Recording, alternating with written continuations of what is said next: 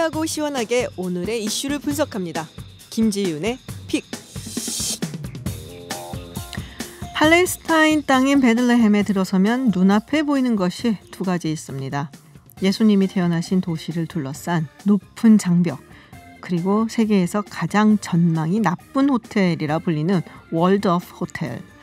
월드 오브 호텔은 미국 뉴욕시의 월드 오브 아스토리아 호텔을 패러디한 이름입니다. 이 월드 오브 아스토리아 호텔은 국가 원수들이 뉴욕을 방문하면 묵는 유서 깊은 최고급 호텔이죠.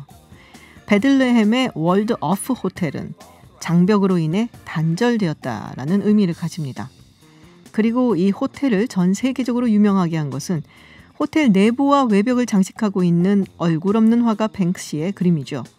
이 정체모를 화가는 실제로 월드 오브 호텔을 소유하고 있기도 합니다. 최근 이 호텔에 아기 예수 탄생을 묘사한 뱅크시의 작품이 등장해서 화제입니다. 여느 탄생 장면과 다를 바 없는 모습이지만 총알 구멍이 있는 거대한 콘크리트 장벽이 뒷벽이라는 점, 바로 눈길을 끌죠. 현재 팔레스타인을 상징하고 있다고 하는데요. 예수님의 탄생지인 베들레헴에 거주하는 팔레스타인 주민들은 실제 성탄절의 축복과 기쁨, 평화를 즐기지 못하는 모순적인 상황을 뱅크시는 말하려 했다고 합니다.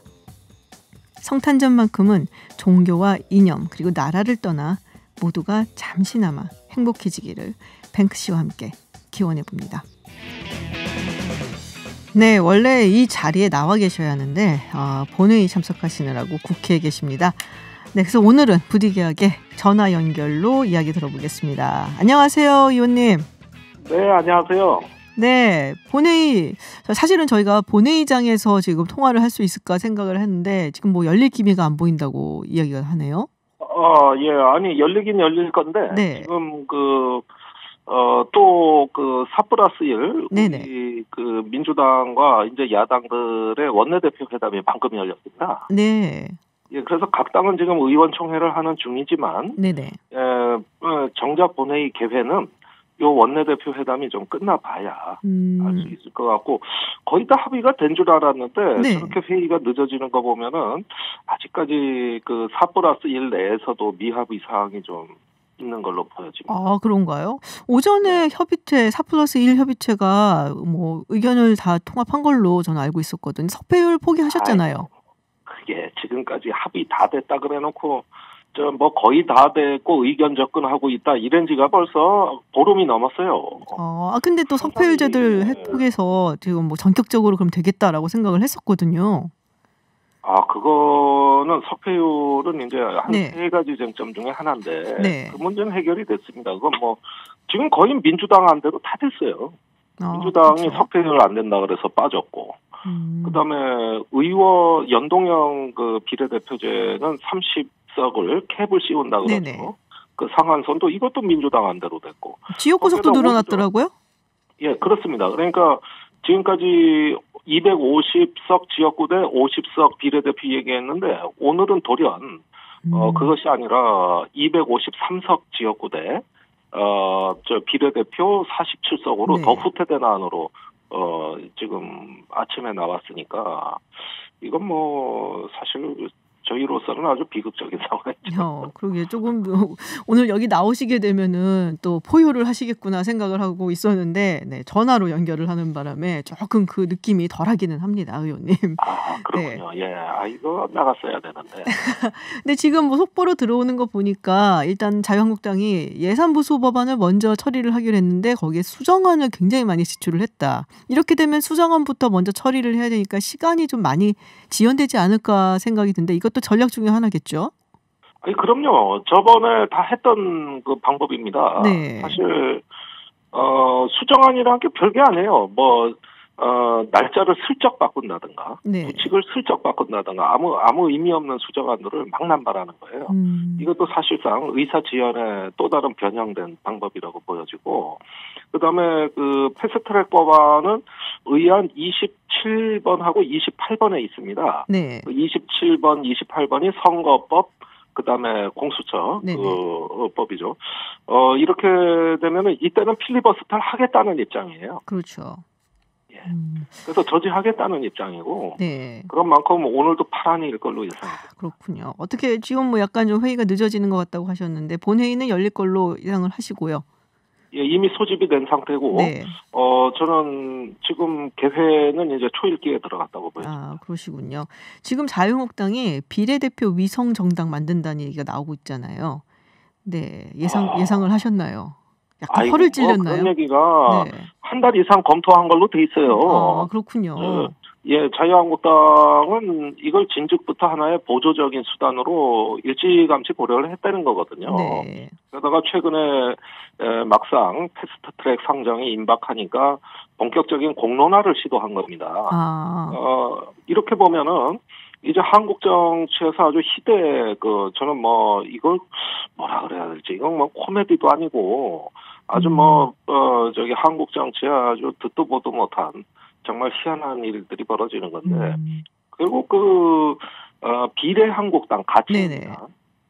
새로운 당을 만들어가지고 순전히 비례 의석만을 가져가기 위한 네네. 이런 어떤 위성정당을 만들겠다는 이야기거든요. 네, 그렇게 됐을 때는 결국 우리나라 정당 정치에 있어가지고 굉장히 어떤 하나의 대의 정치 체계가 통째로 무너질 수도 있는 네. 아주 중대한 현상이라고 저는 생각을 하고 있습니다. 네, 이정미 의원이 중앙선관위에 문의를 했는데 이게 뭐 법적으로는 별 문제는 없는데 선거운동을 만약에 한국당이 하려고 하면 비례대표 등록을 전면적으로 포기를 해야 된다라는 해석을 받았다라고 나와 있어요. 그러니까 예. 비례정당이라는 건 페이퍼 정당이거든요. 네네. 그래서 총선이 끝나면 다시 자유한국당하고 합당이 돼요. 그렇겠죠. 예, 그래서 비례한국당의 비례대표, 자유한국당의 지역구의원에서 합쳐지는 건데 이게 의석 논리는 꼼수인데 결국 하나의 당입니다. 그랬을 때 정당법을 좀 살펴봐야 되는데 정당법상으로 비례한국당을 등록하는 건 문제가 없어 보입니다. 네네. 정당 등록은 될 것 같아요. 그건 선관위에서도 막을 수 없다는 입장이에요. 반면에 선거 운동을 어떻게 하느냐가 문제인데 비례한국당의 정당 지지 투표를 몰아주십시오. 이런 선거운동은 법적으로 금지되어 있습니다. 아하. 그거는 정당은 다른 정당의 선거운동을 할 수 없다고 선거법에 나와 있거든요. 네. 이것을 정면으로 위반하게 됩니다. 그리고 처음부터 이건 순전히 비례를 위한 어떤 정당 등록이다 하면 정당 등록은 되겠으나 여기서 법적인 논란이 발생하는 것은 정당법에 정당이란 국민의 자발적인 정치 결사체라고 돼 있어요. 네네. 근데 이건 자발적인 게 아니라 유력 정당이 기획을 해서 만든 건데. 기획정당? 예. 그러면 아마 제가 보기에는 민주당을 비롯한 다른 당들은 등록 무효라는 또 주장을 할 것이고. 등록 자체는 받아주겠으나 이 등록이 적법하냐 문제로 네. 선거 전이 온통 그 문제로 가는 겁니다. 그렇겠군요. 지금 머리가 복잡하실 것 같은데 조금 다른 이슈를 제가 던져갖고 여기서 잠깐 벗어나실 수 있도록 해보려고 하거든요. 그렇다고 쉬운 이슈가 아니에요. 예, 그 주제도 골치 아픈 거 다 그건 알아요. 그렇죠. 이미 벌써 알고 계시는군요. 네. 예. 지금 한중일 정상회담 진행이 되고 있습니다. 이미 시진핑 주석하고는 정상회담을 했고 내일은 아베 총리하고 정상회담을 가질 예정인데요. 지금 한 55분 정도였다고 해요. 원래 당초 예상했던 시간보다는 좀 길었다고 하는데 비핵화 관련해서 분명히 얘기가 있지 않았을까요? 아니 당연히 있죠. 네. 참고로 사흘 전에 추고홍 주한 중국 대사가 네네. 저희를 찾아와가지고 이제 한중 정상회담 준비하는 내용이라든가 북한 비핵화에 대한 얘기를 비공개로 허심탄회하게 나눴습니다. 네. 그런데 중국 쪽의 시각은 뭐냐면은 비핵화의 문이 완전히 닫힌 건 아니라는 입장이에요. 그러면서 유엔 안보리에 북한에 대한 제재 완화 결의안을 발의하겠다고 중국 러시아가 지금 네네. 이야기하고 있는 상황이기 때문에 중국 입장은 북한을 좀 달래주면 그러면서 조금 약간의 어떤 경제적 보상 조치를 하면은 다시 문은 열린다고 보고 있더라고요. 네. 그렇지만은 지금 중국이 또 그렇다고 해서 북한을 대화의 장으로 바로 끌고 오는 것도 아니고 그냥 사태를 낙관적으로 전망하는 방관자적 입장 같아 보여요. 아주 적극적으로 나서지는 않는군요. 항상 그랬습니다. 그건 그렇죠. 항상 중국은 자기는 해결사가 아니고 당사국도 아니고 유관국이라 그러면서 예, 그러면서 그 소극적인 입장을 보여왔는데 지금 비핵화 얘기가 된다 하더라도 문재인 대통령한테 중국 측의 메시지는 마지막까지 대화에 최선을 다하자.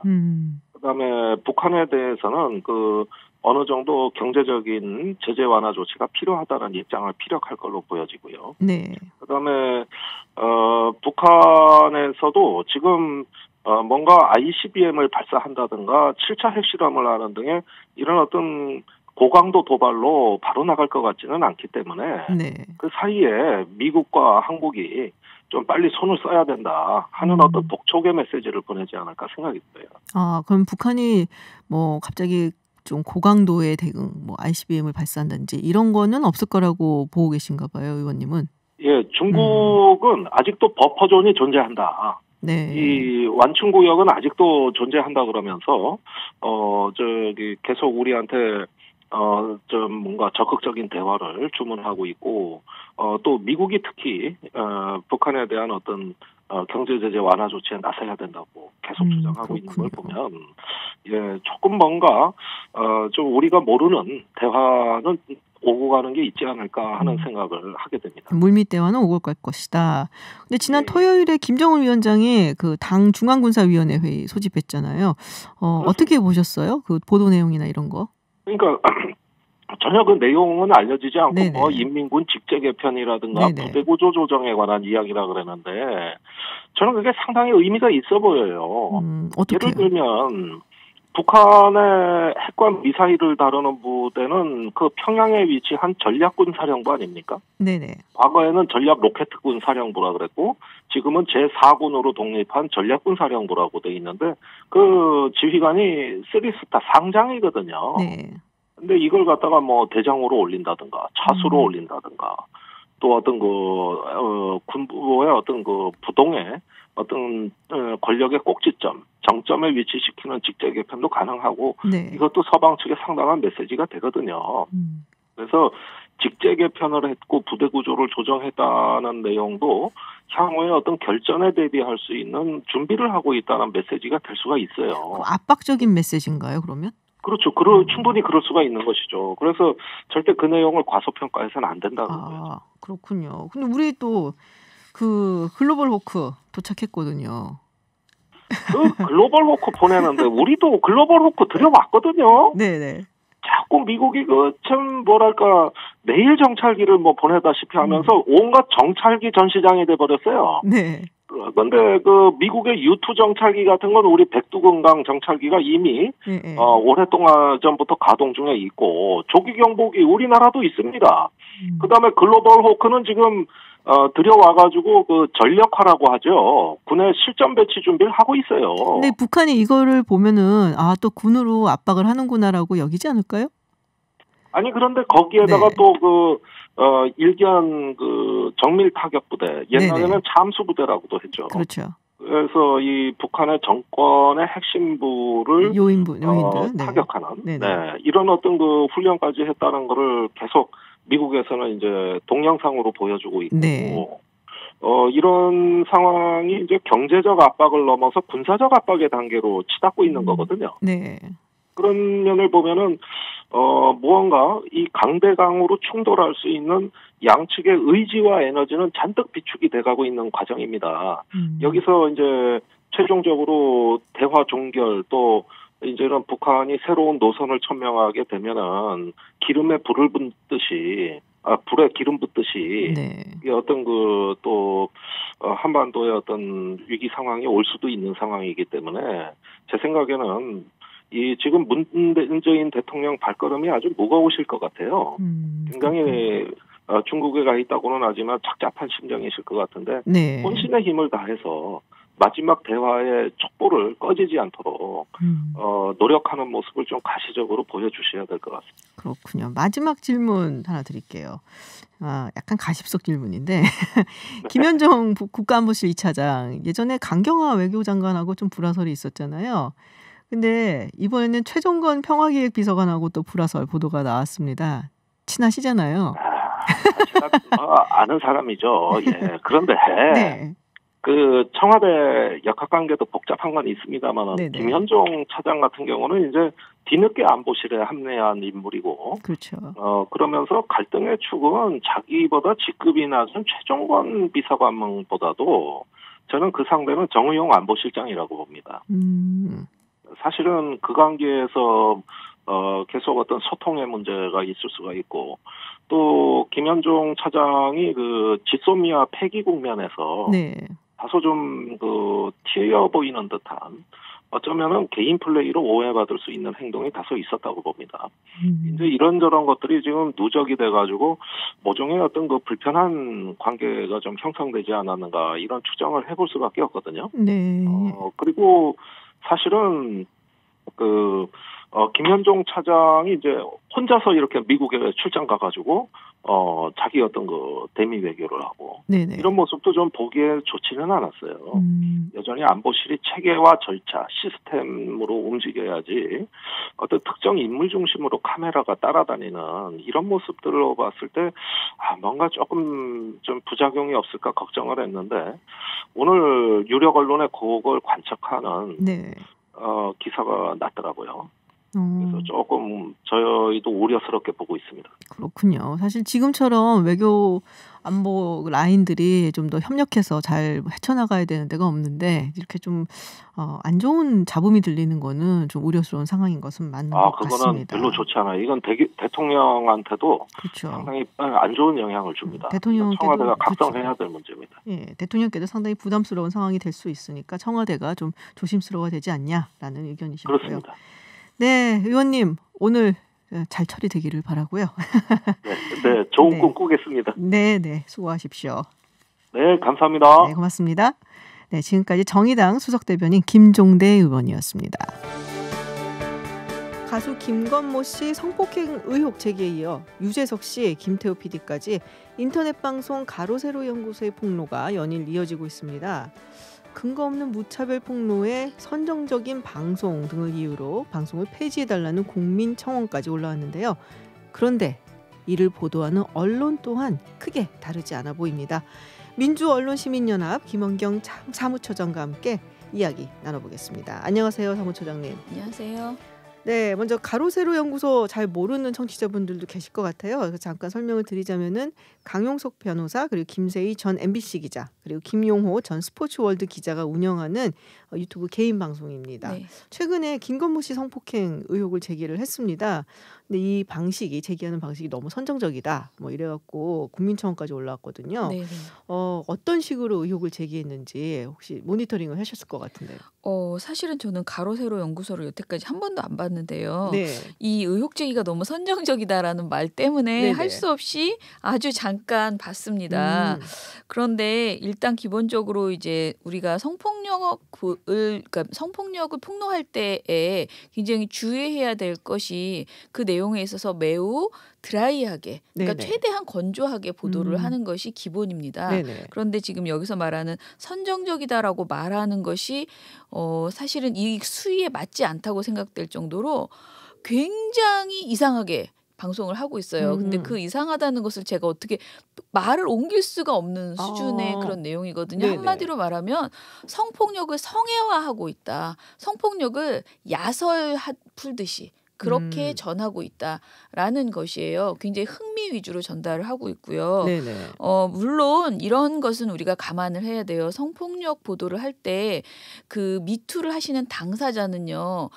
내 진정성을 인정받고 싶잖아요. 그러니까 그렇죠. 내가 아는 모든 것을, 그때 기억나는 모든 것을 상세하게 얘기하고 싶습니다. 네. 그래야지 또 사람들이 믿어주니까요. 그렇지만 그거를 그대로 전해서는 안 돼요. 언론은 그거 사전에 취재를 다 하고요. 그중에서 언론에서 걸러야 되는 것들은 다 걸러내고 보도를 해야 되는데 네. 지금 가로세로 연구소는 미리 얘기를 다 듣고 그중에서 걸러내야 될 것은 걸러내기는커녕 그중에 이거는 국민들이 들으면 솔깃하겠다, 이건 굉장히 선정적으로 먹히겠다 하는 내용을 취합해서 오히려 그걸 질문하고 있는 것이 아닌가, 네. 이런 생각이 들 정도의 선정성을 보이고 있습니다. 그러니까 이게 만약에 뭐 성폭행 의혹이 있다라고 한다면은 그걸 보도할 때 최대한 드라이하게 말씀하신 거죠. 아주 건조하게 보도를 해야 되는데 흥미 위주식의 보도를 하고 있는 그런 문제점들이 보인다라는 말씀이신데요. 이번에 보고서를 내셨잖아요. 민원연에서. 근데 제가 읽어봤더니 사실은 이제 두 가지가 있는 것 같아요. 이렇게 말씀하신 것처럼 가로세로 연구소에서 조금 카더라 방식으로 좀 선정적으로 네. 이거를 보도를 한다. 네. 근데 더 크게 좀 방점을 지으신 부분은 네. 그런 유튜브 방송의 내용을 언론이 무차별적으로 받아쓰고 있다. 네, 네. 그래서 이걸 더 확장시키고 있다. 예. 그 부분을 굉장히 안타까워하신 것 같아요. 예, 저는 정말 너무 속이 상한 게요. 우리 성폭력 보도가 굉장히 질이 낮았어요. 네. 그런데 굉장히 오랫동안 한 10년 넘게 많은 뭐 여성단체와 그리고 저희 민원연 등의 여러 곳에서 네. 성폭력 보도 가이드라인을 만들고 끊임없이 지적을 하면서 성폭력 보도가 좀 진전이 있었습니다. 제가 말씀드리는 그 취지는 기본적으로는 성폭력을 막자는 취지에서 성폭력 보도가 진행되어야지 된다라는 것이고 그 과정에서 2차 피해가 없어야지 된다. 그리고 피해자를 보호해야 된다. 선정적으로 보도하지 말아야 한다. 이런 네네. 것들이었는데 이 모든 것을 거꾸로 돌리는 10년 전으로 되돌아간 듯한 그런 느낌의 언론 보도들이 나오고 있어요. 그런데 네. 그 모든 것의 전제는 상대방이 미투를 했다. 그리고 이미 가로세로 연구소에서 다 오픈한 내용이다. 그러니 우리는 그것을 언론이니까 그대로 받아 써도 된다라고 생각하고 있는 것 같아요. 네. 그런데 엄격하게 구분해야 되는 것은 가로세로 연구소는요. 유튜브예요. 그래서 유튜브 안에서 돌고 있는 어떤 정보가 그대로 기존 기성 언론에서 담을 수 있는 내용이 없는 경우가 굉장히 많습니다. 네네. 그렇기 때문에 그 중에서 선택을 해야 되고요. 또 언론이라면 당연히 그 과정에서 검증 과정이 있어야 되잖아요. 네. 이런 것도 없고 그리고 취사 선택에서 선정적인 부분은 다 빼야 되는데 그런 거는 그대로 가져다가 보도를 하고 이런 식의 정말 엉망인 보도들이 지금 나오고 있습니다. 아, 그렇군요. 예. 지금 가세연 같은 경우에는 이제 가로세로 연구소를 이렇게 줄여갖고 가세연이라고 네네. 부르는데 이 가세연 같은 경우에는 그런 얘기를 해요. 또 우리는 언론이 아니라 유튜브다. 네. 자기네들은 또 유튜버다. 근데 사실상 그렇기 때문에 제재를 할 수 있는 방법도 굉장히 제한적이잖아요. 예, 맞습니다. 그래서 지금 청와대 국민청원에 네. 방송 폐지 요청을 하고 있지만 저는 현실적으로 불가능한 왜냐하면은 이것을 청와대가 할 수 있는 일은 아니다라는 것이죠. 유튜브 방송을 폐지하려면 구글 본사의 폐지 판정 심의를 받아야 하는데 이게 시간적으로 굉장히 오래 걸리고요. 심의 판정을 받을 가능성도 굉장히 낮습니다. 네. 그리고 가로세로 연구소가 개인 방송인데 이거를 청와대가 폐지시킨다? 이거는 한마디로 표현의 자유 침해 그렇죠. 의 소지가 굉장히 큰 거죠. 네. 그래서 방송법상 유튜브 영상이 방송 프로그램을 심의하는 방송통신심의위원회에 제재를 받지도 않고 있고요. 그러니까 방송 심의는 받지 않는 거예요. 네. 통신심의에서 굉장히 심각한 내용이 발생하면 그건 하지만 이 내용은 또 통신심의에 걸릴 정도의 내용은 약간 이거 왔다 갔다 하고 있어요. 아, 그래요? 네, 통신심의에 걸리려면 어느 정도에 되나요? 굉장히 선정적이거나 굉장히 선정적인? 완전히 명예훼손이 아주 심각하거나 이게 좀 약간 방송하고 통신에게 우리가 요구하는 네. 수위가 다른 거죠. 예, 그래서 이거를 굉장히 오래 걸릴 수밖에 없는 상황인데 저는 그래서 유튜브 안에서 발생하고 있는 여러 가지 문제점, 뭐 혐오 표현이라든가 선정적인 내용들인가 이런 것들은 그 안에서의 제재 조치가 필요하긴 하겠지만 기본적으로 기성 언론이 네네. 이것을 가져다가 보도하는 데 있어서 유튜브에서 나온 내용을 그대로 받아 쓰는 거 이거는 지금 당장 중단되어야지 된다라고 그렇군요. 요구하는 거예요. 그래서 저희 보고서도 이번에 그 지나치게 상세하게 그 피해자가 주장하는 내용들을 네. 그대로 받아 써서 언론에 보도하고 제목으로 그대로 다 받아 쓰고 있거든요.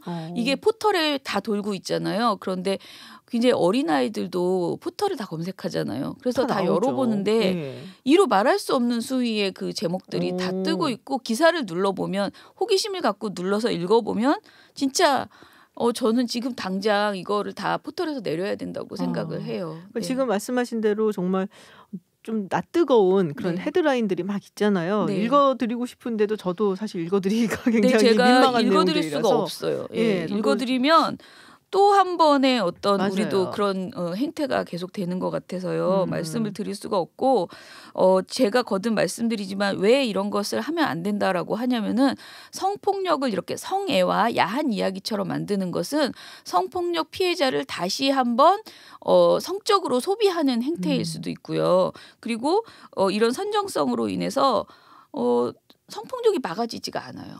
그러니까 그렇죠. 굉장히 건조하게 이거는 범죄다. 흥미 위주가 아니고 아주 심각한 우리 사회 범죄다라고 접근하는 것이 바람직한 성폭력 보도라는 거죠. 그러니까 이게 이제 유튜브 방송이다 보니까 사실상 정부라든지 뭐 다른 외부에서 이거를 참견할 수 있고 또 개입을 할 수 있는 여지가 굉장히 적잖아요. 네네. 그렇다면은 언론 측에서 그러니까 기성 언론에서 이거를 좀 정제해서 보도를 해야 되는데 네. 사실 신나서 보도하는 듯한 느낌을 지울 수가 없어요. 그러니까 이게 네. 양쪽이 다 마찬가지인데요. 저는 가로세로 연구소도 이것은 전적으로 자신들의 유튜브 채널을 홍보하고 그렇죠. 그리고 그 클릭수 자기들이 구정의 어떤 보수 유튜버로서의 그 고객뿐만 아니고 더 많은 손님을 끌기 위해서 연예 뉴스를 그렇죠. 집어넣고 네네. 거기에 이렇게 선정적인 이슈를 집어넣어서 폭로했다고 생각하고요. 그런데 그들의 상업적인 그 어떤 꼼수라고나 해야 될까요? 그거 자체도 문제지만은 그거를 그대로 가져다가 같이 써먹고 있는 기존 언론의 상업성은 정말 규탄받아야 된다라고 생각을 해요. 급이 다른데 같은 행동을 하고 있는 것이거든요. 그리고 내용들이 언론 보도한 내용들이 물론 그대로 받아쓰는 문제들도 있지만 어떻게 보면은 지금 피해자잖아요. 네네. 어쨌든 지금 강용석 변호사가 김건모 씨를 고소한 상태인 네네. 거고 그 피해자한테 조금 뭐랄까 모욕적인 네. 그런 헤드라인들도 있고 네, 내용들도 맞습니다. 있습니다. 네. 네. 그 사례를 들어보면요, 이분이 유흥업소 직원이기 때문에 네. 어떤 이게 그 강간죄가 적용이 되는 것이 맞느냐라는 네네. 식의 제목을 뽑고 내용에서도 강간죄가 되느냐 안 되느냐에 대한 법률 상담이 잇따르고 있다라고 하면서 굉장히 길게 그 내용들을 풀어나가고 있거든요. 근데 이런 식의 질문을 하는 것 자체가 상식적으로는 말이 안 되는 거죠. 네. 지금 시대가 어느 시대인데 유흥업소 직원은 그러면은 강간죄가 안 되냐 이런 말을 어떻게 할 수가 그렇죠. 있습니까? 네. 누구든지 당연히 자신의 의사와 다르게 성관계를 하지 않을 자유 그 어떤 권리가 그렇죠. 명백한 의지를 권리가 있는 자기가 것인데. 표현하면 하면 안 되는 네, 거잖아요. 그런데 그게 뭐 그것을- 남자친구 여자친구 사이든 부부 사이든 네, 마찬가지인데요. 그렇죠. 그거는? 그런데 이런 질문을 제목으로 올리고 이런 내용들을 담는 것 자체가 당연히 말도 안 되는 것이고요. 이런 제목들이 굉장히 여러 건 나왔습니다. 그리고 이런 제목들이 뭐 스포츠 연예 매체가 아니고요. 우리가 말하는 종합일간지에서도 이런 제목들이 나오고 그런가요? 있다라는 것이 문제고요. 그리고 또 한편으로는요. 김건모 씨가 주장하는 말들이 있어요. 그러니까 본인은 이제 명예훼손과 무고죄로 고소한다라고 네네. 하면서 거짓 미투라고 이야기한다거나 미투 피싱이라고 또 표현을 미투 하고 피싱? 있거든요. 네, 그러니까 미투 낚시라는 아. 거잖아요. 그런데 이렇게 김건모 씨가 하는 일방적인 주장도요. 사실은 우리 언론 보도, 성폭력 보도 가이드라인에 일방적인 주장을 전하지 말아라라고 되어 있어요. 그러니까 가해자는 항상 이런 식의 접근들을 하거든요. 네네. 그런데 이거를 아직 확인하지 않은 상태에서 이 주장을 제목으로 계속 뽑아서 또 이렇게 내놓는 보도들이 많더라고요. 미투를 가장한 거짓 미투다라고 하는 내용들. 근데 이런 보도들도 사실 부적절해요. 그러니까 성폭력 논란이 일고 있고 이것들이 지금 진행되고 있다라고 건조하게 보도하는 것 정도가 지금은 딱 맞는 수준의 보도였다라고 생각하는데 네. 이 정도를 지킨 보도들은 별로 없습니다. 아, 그렇군요. 네. 아무래도 김건모 씨다 보니까 또 많은 사람들이 막 관심을 갖게 되고 네. 결국에는 그러면은 요새는 다 인터넷으로 사실은 기사들을 많이 보니까 그렇죠. 이게 뭐 클릭수, 우리가 조회수 얘기를 많이 하잖아요. 네. 이제 그런 거에 또 많이 매몰된 것이 아닌가 그런 생각이 좀 많이 정말 들거든요. 이번 사태는 제가 아까 말씀드린 것처럼 이 클릭수를 노리고 한 건데요. 그렇다면은 제가 고민하는 건 이거예요. 이걸 어떻게 막죠? 막을 방법이 지금 뭐 법적으로 없잖아요. 아, 법적으로 없는 건가요? 네, 가이드라인도 지금 사실 당장은 가이드라인이라는 것은 권고일 권고사항. 뿐이지. 예, 그러면은 뭐 방송통신심의위원회나 이거는 지금 방송 보도도 아니고 인터넷 언론들인 경우들 대부분이 이제 종합일간지나 인터넷 언론인데 그런 경우에 제일 무서워하는 곳이 어디냐 하면 사실은 포털의 뉴스제휴평가위원회예요. 그런데 포털에서 그 제휴가 되지 않으면 그게 굉장히 불편하고 힘들거든요. 네네. 근데 이거를 근데 포털의 뉴스제휴평가위원회가 그런 힘을 가지고 있긴 하지만 실제로 빠르게 어떤 보도에 있어서 대응해 주진 않아요. 그래서 저는 지금이라도 그런 제도를 우리가 빠르게 만들어서 매우 부적절한 보도로 인해서 국민이 큰 피해를 받게 될 상황에 있을 때는 좀 포털의 뉴스제휴평가위원회가 이런 것에 대해서 빠르게 대응하고 경고를 줘야 된다. 우리 사회가 메시지가 가지가 않는 거예요. 경고 메시지가 가야 그 다음부터 내가 상업적으로 재미를 좀 보는 것을 그 욕심을 줄이고 정도를 지켜야겠다. 안 그러면 내가 더 큰 피해를 받는다. 이런 메시지가 가야 되는데 그게 안 가고 있다. 이게 빨리 움직여주지 않으면 한참 뒤에 하면은 그런 일이 있었구나 하고 잊어버리고 지나가게 되거든요. 그렇죠. 그러니까 좀 빨리빨리 신속하게 해야 된다. 그래서 뉴스제휴평가위원회가 우리가 그런 힘이 없다, 장치가 없다라고 하면 장치를 만드셔야 됩니다. 어떤 일이 소 잃고 외양간 고친다라고 그게 나쁘다고 하지만 소를 잃었는데 외양간은 안 고치는 게 더 나빠요. 근데 우리 사회는 지금 계속 외양간을 계속 잃고 있는데도 대안을 내놓지 못하고 있거든요. 그래서 뭐 여러 가지 저는 지금 당장이라도 그런 뉴스제휴평가위원회 없이라도 네이버나 다음이 지금 우리 국민이 모두가 보고 있는 매체 이 포털에 이런 기사가 올라가는 것이 지금 이게 현실적으로 이게 가능한 일인가를 빨리 판단하셔서 조치를 취했으면 좋겠다라는 생각입니다. 네, 소를 더 잃기 전에 빨리 고쳐야 된다라는 말씀이셨습니다. 네, 지금까지 민주언론 시민연합의 김원경 사무처장과 함께 유튜브 방송 그리고 언론의 받아쓰기 행태에 대해서 한번 이야기 나눠봤습니다. 감사합니다. 감사합니다. 네, 지난주 일명 역대급 초고강도 대책으로 불리는 12.16 부동산 대책 발표됐습니다. 이번 대책에서는 무엇보다도 대출 규제 부분이 시장에 강력하게 작용할 것이다라는 이야기가 있는데 당장 오늘부터 시가 9억 원 이상의 주택에 대해 담보대출 한도가 축소된다고 합니다. 자세한 이야기 머니투데이 방송 권순우 기자와 함께하겠습니다. 안녕하세요. 예, 안녕하세요. 머니투데이 방송 권순우 기자입니다. 네, 이 대책에서 지금 담보대출 얘기도 나왔지만 사실 종부세 부분, 그 세율이 좀 높아지는 거, 이 부분도 굉장히 좀 크다라는 얘기가 있는데요. 예. 자, 그 내용을 조금 간략하게 설명을 해주세요. 이게 갑자기 나와갖고 이게 정리가 잘 안 되는 부분이 있거든요. 예, 갑자기 나온 것은 부동산 대책을 이렇게 갑자기 내지는 않아요. 보통은 주식 대책이나 이런 거는 시장이 움직이기 때문에 이 뭐 장 마감 이후에 낸다거나 아니면 이 시장 타이밍을 봐가면서 내는데 부동산 정책은 보통 미리 엠바고를 주고 좀 공부할 수 있는 시간을 준 다음에 보통 발표를 하는데 이번 거는 점심시간에 갑자기 나왔더라고요. 엠바고도 없었어요? 예, 근데 이 부분이 그 대출 규제 관련한 것 때문에 그런 것 같아요. 이게 미리 알려지게 되면은 사람들이 은행으로 좀 몰려갈 가능성이 있기 때문에 그리고 이전에 부동산 대책을 내놨을 때 사람들이 얼마나 부동산에 관심이 많던지 그 자료가 엠바고가 풀리기 전에 부동산 카페에 돌아다니는 일이 굉장히 비일비재하게 나타났었어요. 그래서 이 부분까지도 염두에 두고서 좀 전격적으로 발표한 게 아닌가 싶어요. 근데 그중에 제일 그 충격적이었던 거는 대출 안 해주는 거였죠. 네. 15억 원 이상 되는 대출에 대해서는 대출을 아예 안 해주겠다. 네네.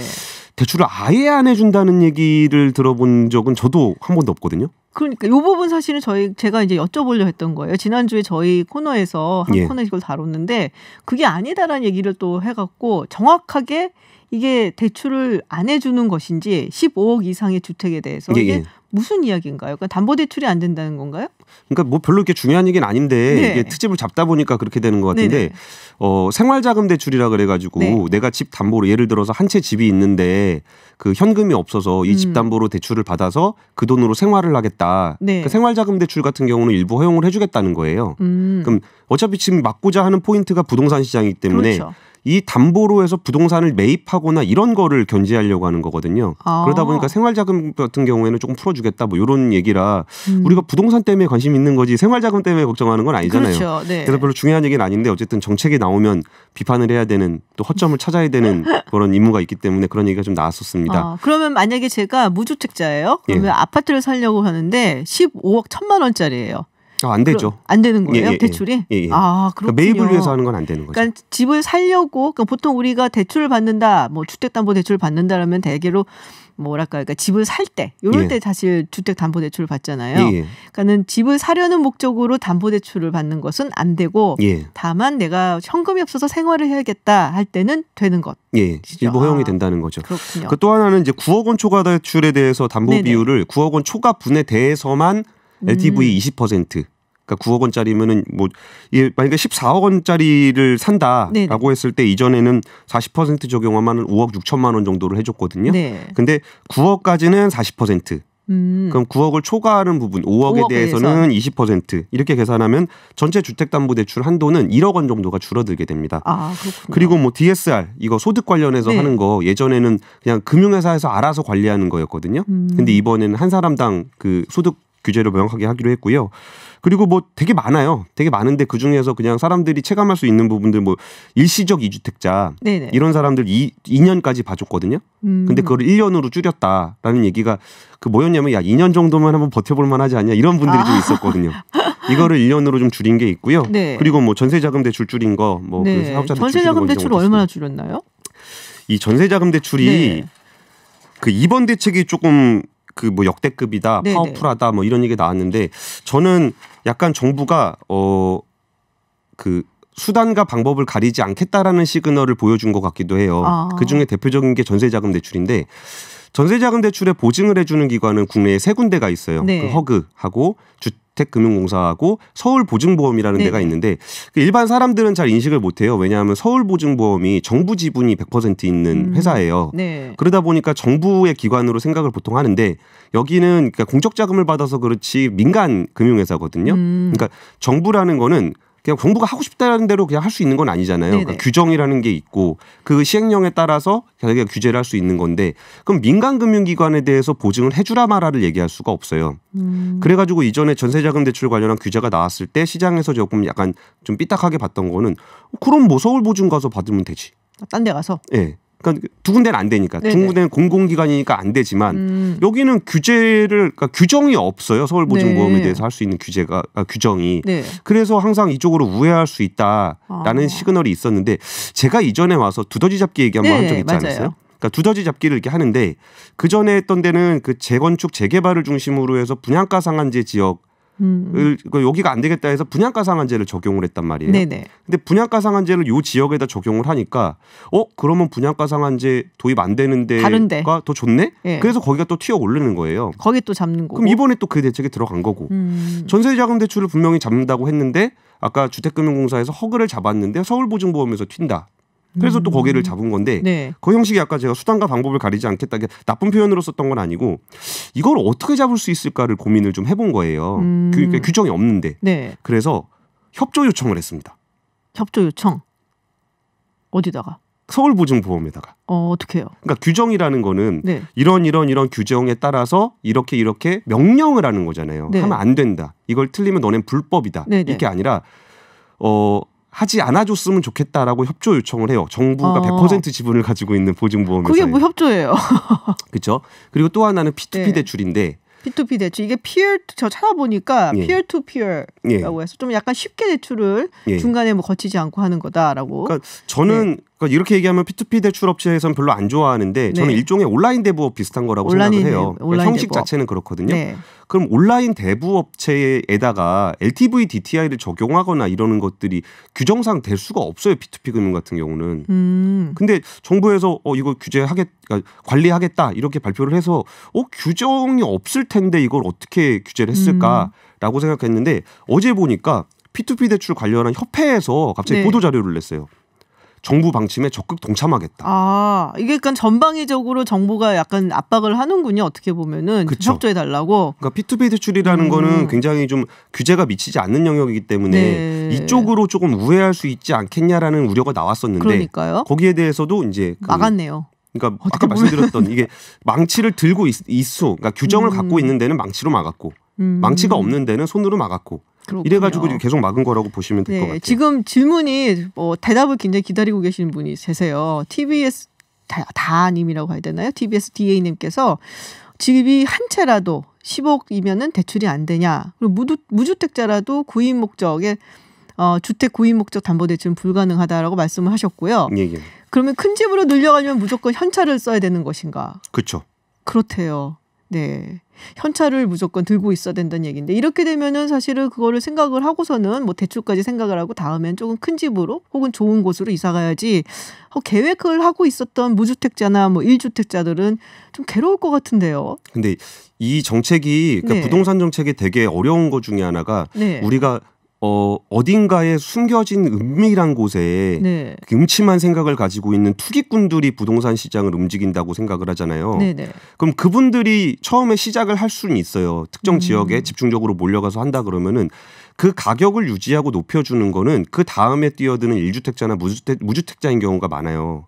그러면 이 시장 정책의 부동산 시장을 안정화시킬 때 정말 몇몇 투기 세력만 잡는다고 정부에서 얘기는 하고 있지만 네. 실질적인 정책 내용들을 보면은 일반 사람들의 접근을 막고 있는 게 굉장히 커요. 그렇죠. 그래서 자기 한 명은 나 하나는 1주택인데 나는 실수요인데 라고 생각하겠지만 그런 분들이 여러 명이 생기게 되면은 그게 오히려 시장을 굉장히 좀 빠르게 가격을 올리는 효과가 있어요.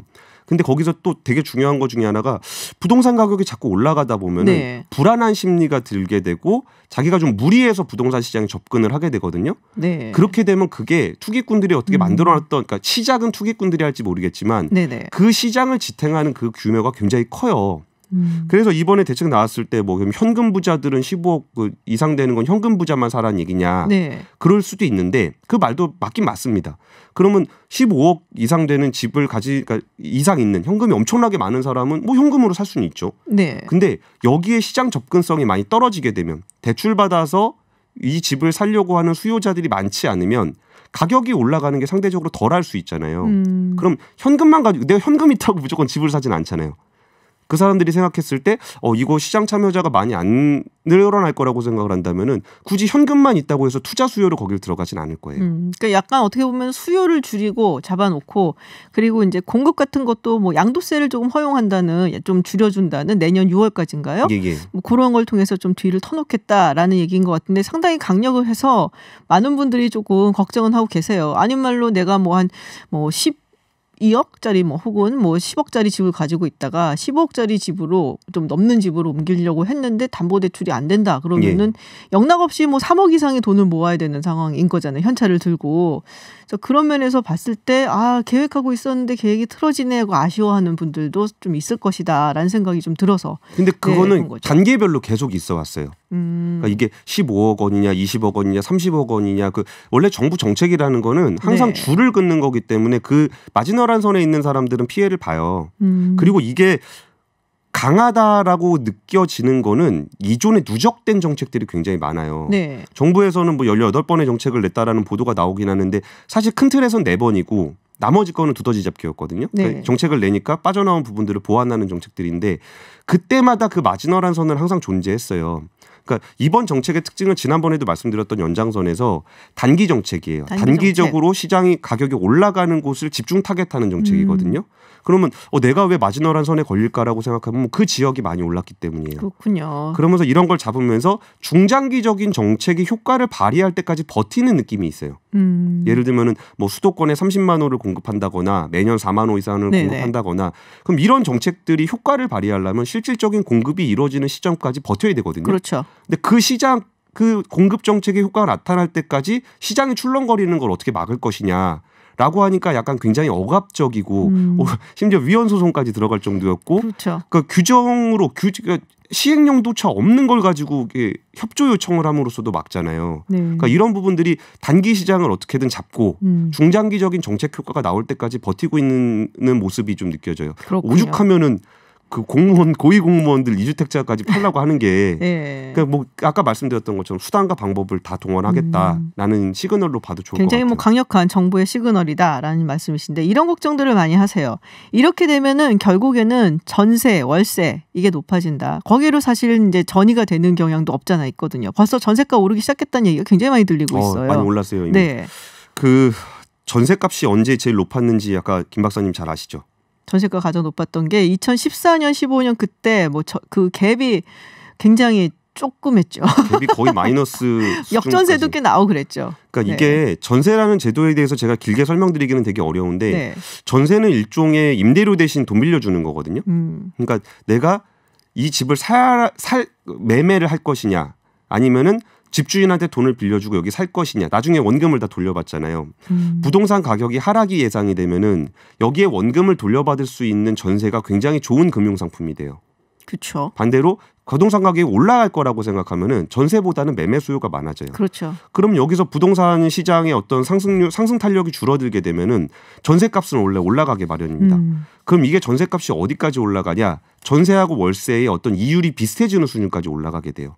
아, 그러니까 그렇겠죠. 부동산 가격이 잡히게 되면 전세가 상승하는 건 되게 자연스러운 현상이고 네네. 이거를 이게 모든 조건을 충족시킬 수는 없는 거예요. 그럼 여기서 이거를 감당할 수 있는 부분들은 어떤 게 있냐면은 임대 수요자들이 걱정하지 않고 살 수 있는 이 수요를 분산시키는 공공주택이라든지 이런 걸로 보통 보완 정책을 같이 가요. 근데 전세값이 올라간다는 거는 지금 오히려 부동산값 잡는 거에 같이 가는 동전의 양면 같은 효과라고 보시면 될 것 같아요. 그렇군요. 어쩔 수 없이 올 수밖에 없다. 근데 이게 조금 또 뭐랄까요? 전세가가 막 오르다가 이게 월세로 가잖아요. 그럼 또 월세가가 이제 또 막 오르기 시작을 해갖고 결국에는 어느 한쪽이 손해를 봐야 되는 상황이 올 수밖에 없는데 어떻게 보세요? 지금 만약에 이게 뭐 우리가 뭐 속된 말로 약발이라고 하는데 잘 되면은 좋고 근데 이게 좀 안 될 것 같다라는 징조가 보이면 정부는 더 강력한 정책을 내놓을 거라고 보시나요? 그런데요. 내년부터 세금 올라가는 수준이 굉장히 높아요. 이게 공시가율 높아지는 거에다 세율까지 올라가는 데다가 한도도 지금 뭐 200% 잡았다 이번 대책엔 300% 잡았거든요. 네네. 그러니까 이게 생각한 것보다 굉장히 파워풀하게 저는 보여져요. 아, 그렇군요. 그리고 이게 내기 전까지 감이 잘 안 오다가 내보면 이게 만만치 않다라는 걸 느끼게 되는데 세금을 내보면 그렇게 되면 어떤 문제가 생기냐면 현금 흐름이라는 거를 계산할 수 있어야 돼요. 네. 그럼 현금 흐름을 계산을 해보면은 갭 투자를 하거나 이랬을 때는 돈이 없으니까 갭 투자를 하는 거거든요. 그렇죠. 그런 데서 막히는 거 있고 그리고 정말 1주택 있는데 연세 많으셔서 현금 흐름이 좀 안 좋으신 소득이 분들이 별로 없으신 분들 버티기 쉽지 않은 시장이 될 거예요. 이게 긍정적인 효과냐 부정적인 효과냐의 문제가 아니라 이 부동산 시장 안정화 정책의 어떤 특성 자체가 이래요. 그리고 저는 좀 중장기적으로 그럼 이런 정책을 왜 하는 거냐라고 했을 때 정부에서 얘기했던 거는 매매를 하는 시장이 아니라 리브하는 거기에 머무를 수 있는 주택 문화를 만들고자 한다 그랬잖아요. 이건 굉장히 오래 걸리는 정책이거든요. 그렇겠죠. 그럼 오래 걸리는 걸 생각해 보면 예를 들어서 뭐 3기 신도시에서 만드는 데 한 15년 걸린다. 그럼 지금이 2020년 19년 계산해 보면은 35년 34년 이렇게 되잖아요. 네. 그때 되면 우리나라 인구 구조 자체가 변해요. 1인 가구 비중이 30% 이상으로 제일 많이 차지하게 돼요. 그럼 그때 가면 어떤 부동산 시장이 형성돼 있을 것까지 생각을 해보면은 굉장히 이 중장기 정책하고 단기 정책을 잘 써야 될 필요가 있어요.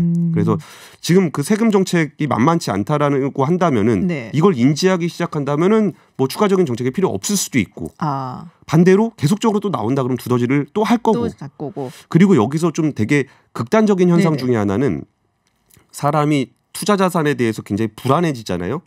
우량주로 몰리는 경향을 보입니다.